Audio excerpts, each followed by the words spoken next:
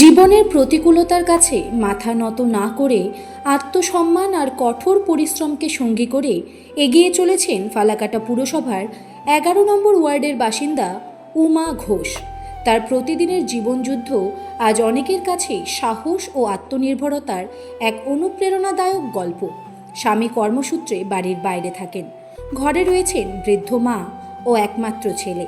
সংসারের সমস্ত দায়িত্ব যখন তার কাঁধে এসে পড়ে, তখন পরিস্থিতির কাছে হার না মেনে নিজের পথ নিজেই তৈরি করেন উমাদেবী।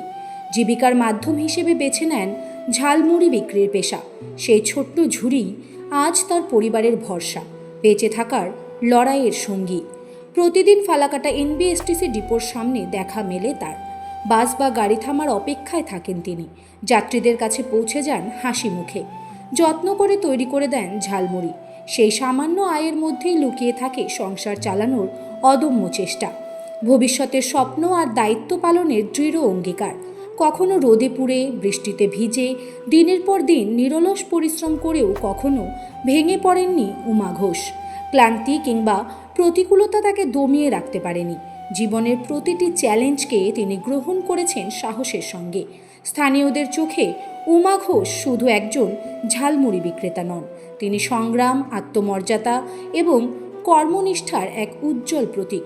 তার জীবন কথা যেন শেখায়, সম্মানের সঙ্গে মাথা উঁচু করে বাঁচতে বড় পুঁজির প্রয়োজন হয় না, প্রয়োজন অদম্য ইচ্ছাশক্তি, কঠোর পরিশ্রম এবং নিজের ওপর অগাধ বিশ্বাস। ফালাকাটার এই সাধারণ নারী তাই আজ অসাধারণ এক অনুপ্রেরণার নাম।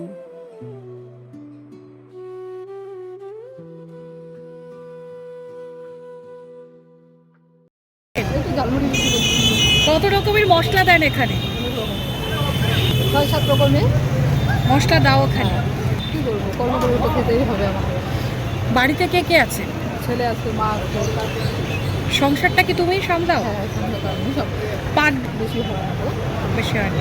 মানে ইনকামের সব কিছু আমাদের, মানে যখন যেটা হয় রোজগার, যখন গাড়ি দিয়ে হয়, প্যাসেঞ্জার বেশি হয় তখনই হয়।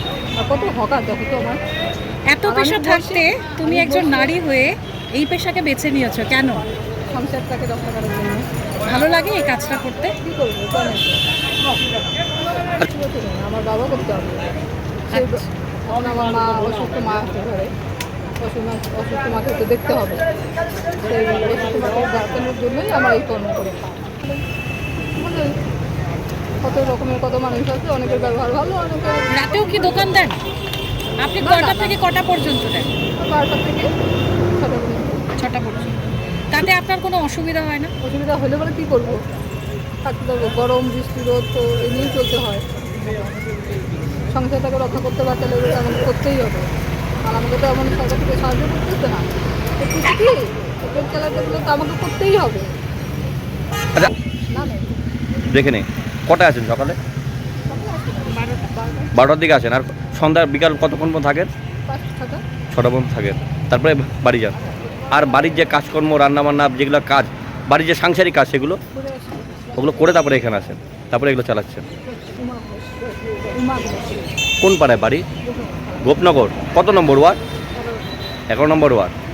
তুমি তাই, মানে আমি ওনাকে দেখে রীতিমতো প্রথমে তো ভীষণ খুশি হয়েছি যে একজন হকার আমরা সাধারণত দেখে আসছি পুরুষ মানুষরাই করে, তবে একজন মহিলাকে দেখলাম, নারী শক্তিকে দেখলাম, যিনি ফালাকাটা এনবিএসটিসি বাস স্ট্যান্ডের সামনে উনি ঝালমুড়ি বিক্রি করছেন।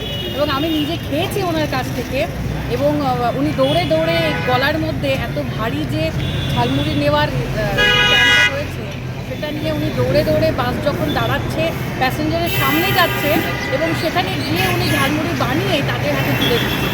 মানে ভীষণ অসাধারণ, মানে উৎসব ওনাকে, এবং শেখার আছে ওনার কাছ থেকে, ভীষণ সুন্দর। মানে সবথেকে বড় কথা, ঝালমুড়ির টেস্টটা আরও বেশি ভালো লেগেছে উনি মহিলা বলেই বোধ হয়। মানে একদমই মায়ের হাতের ছোঁয়ায় ঝালমুড়ি খেলাম। আমার নাম মাম্পি অধিকারী, আমি ময়নাগুড়ি থেকে আসি। আপনি নিত্যযাত্রী? নিত্যযাত্রী।